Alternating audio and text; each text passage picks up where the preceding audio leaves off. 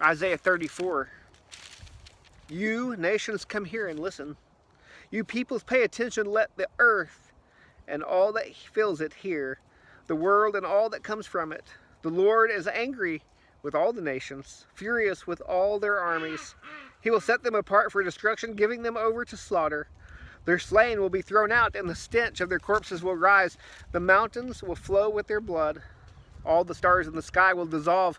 The sky will roll up like a scroll, and its stars all wither, as leaves wither on the vine and foliage on the fig tree. When my sword has drunk its fill in the heavens, it will then come down on Edom, and on the people I have set apart for destruction. The Lord's sword is covered with blood. It drips with fat, with the blood of lambs and goats, with the fat of the kidneys of rams. For the Lord has a sacrifice in Bozrah, a great slaughter in the land of Edom. The wild oxen will be struck down with them, and young bulls with the mighty bulls. Their land will be soaked with blood, and their soil will be saturated with fat. For the Lord has a day of vengeance, a time of paying back Edom for its hostility against Zion. Edom's streams will be turned into pitch, her soil into sulfur, her land will become burning pitch. It will never go out day or night.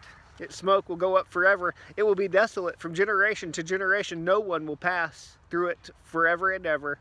Eagle, owls, and herons will possess it, and long-eared owls and ravens will dwell there. The Lord will stretch out a measuring line and a plumb line over her for destruction and chaos. No nobles will be left to proclaim a king, and all her princes will come to nothing.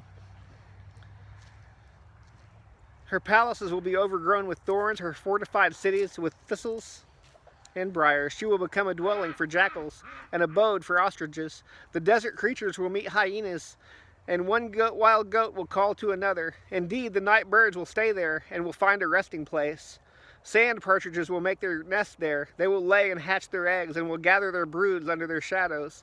Indeed, the birds of prey will gather there, each with its mate. Search and read the scroll of the Lord. Not one of them will be missing. None will be lacking its mate, because he has ordered it by my mouth. And he will gather them by his spirit. He has cast the lot for them. His hand allotted their portion with the measuring line. They will possess it forever. They will dwell in it from generation to generation.